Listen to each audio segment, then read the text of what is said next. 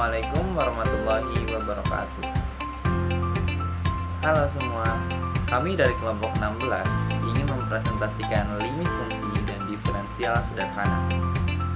Sebelumnya, perkenalkan, nama saya Muhammad Iqbal Mutaya dengan NIM 2310 11 200 634, dengan rekan saya bernama Muhammad Ridwan dengan NIM 2310 11 20 19 42. Oke, berikut kita akan mengenai definisi limit.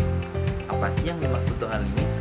Limit menggambarkan seberapa jauh sebuah fungsi akan berkembang apabila variabel di dalam fungsi yang bersangkutan terus-menerus berkembang mendekati suatu nilai tertentu. Notasi untuk limit fungsi yaitu lim xa f buka kurung x tutup kurung sama dengan L. Berikut yang ditunjukkan gambar tersebut merupakan ilustrasi dari data penjualan kelapa sawit dalam ribuan ton per bulan. Jadi permasalahan yang terdapat di dalam ilustrasi gambar sebelumnya yaitu berapakah jumlah penjualan kelapa sawit pada bulan kedua? Coba dipikirkan.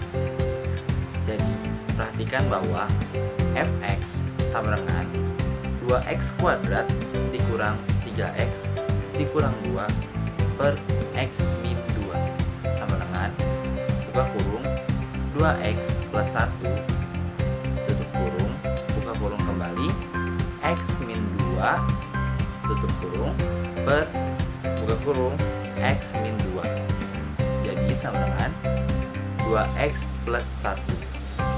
Sehingga jika x mendekati 2, maka nilai f mendekati 5. Dengan kata lain, lim x2 2x kuadrat dikurang 3x dikurang 2 per x dikurang 2 sama dengan lim x2 2x plus 1 sama dengan 5. Terdapat 3 cara menyelesaikan limit fungsi. Yang pertama, substitusi.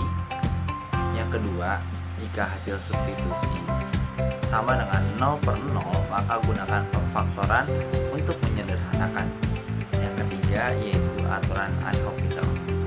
Contohnya seperti carilah nilai limit berikut.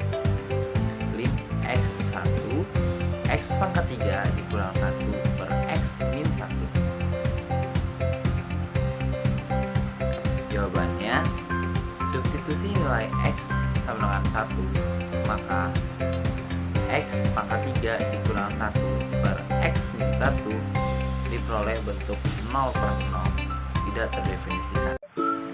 Oke, selanjutnya kita akan mengenal terapan limit dan diferensial dalam kehidupan.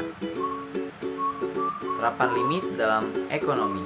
Kasus pertama, andaikan pemerintah menetapkan sistem pajak pendapatan progresif dengan ketentuan sebagai berikut. 10% atas pendapatan di bawah 2 juta per tahun, 15% atas pendapatan antara 2 sampai 5 juta per tahun, 25% atas pendapatan melebihi 5 juta per tahun. Berikut merupakan ilustrasi sekaligus penyelesaian dalam kasus pertama.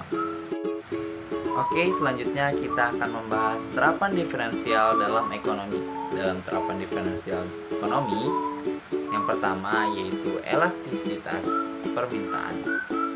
Elastisitas permintaan yaitu suatu koefisien yang menjelaskan besarnya perubahan jumlah barang yang diminta akibat adanya perubahan harga.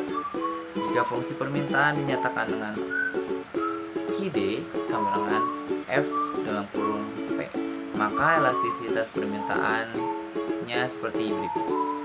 ND sama dengan D dikali QD per D dikali P dikali P per QD.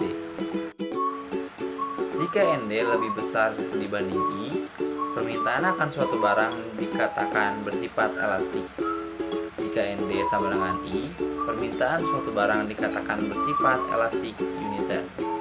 Dan jika ND lebih kecil daripada I, permintaan akan suatu barang dikatakan bersifat elastik. Contohnya, fungsi permintaan akan suatu barang ditunjukkan oleh persamaan QD sama dengan 25 dikurang 3P pangkat 2. Tentukan elastisitas permintaan jika tingkatan harga P sama dengan 5.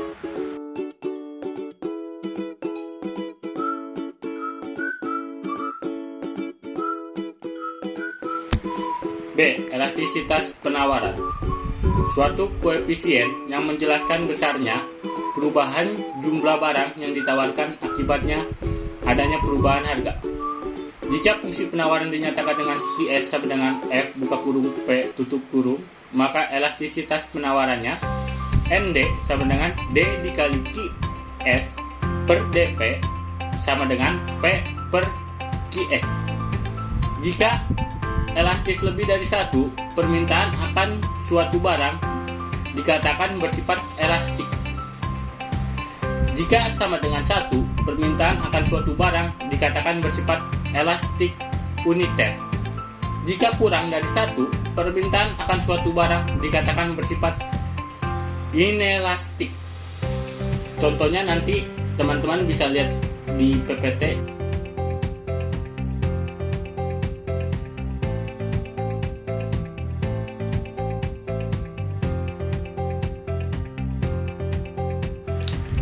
C. Elastisitas produksi. Suatu koefisien yang menjelaskan besarnya perubahan jumlah keluaran yang dihasilkan akibat adanya perubahan jumlah masukan yang digunakan. Jika fungsi produksi dinyatakan dengan P sama dengan Fx, maka elastisitas produksinya Nd sama dengan dP per dx sama dengan x per P. Contoh soalnya nanti kita cantumi.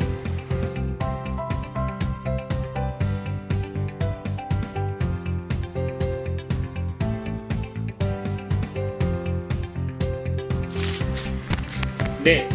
Biaya marginal adalah biaya tambahan yang dikeluarkan untuk menghasilkan satu unit tambahan produk.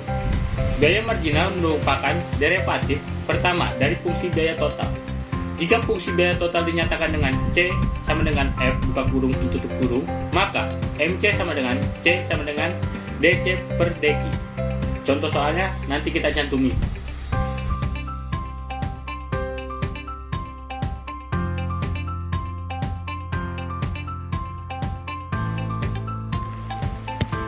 E. Penerimaan marginal adalah penerimaan tambahan yang diperoleh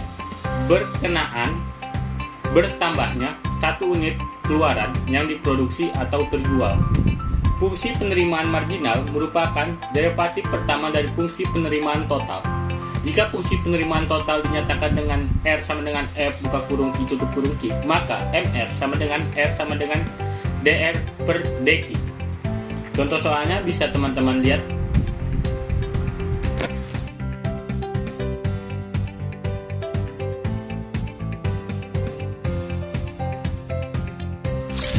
F. Utilitas marginal adalah utilitas tambahan yang diperoleh konsumen berkenaan satu unit tambahan barang yang dikonsumsinya. Fungsi utilitas marginal merupakan derivatif pertama dari fungsi utilitas total. Jika fungsi penerimaan total dinyatakan dengan U sama dengan F buka kurung Q tutup kurung Q, maka MU sama dengan U sama dengan DU per dq.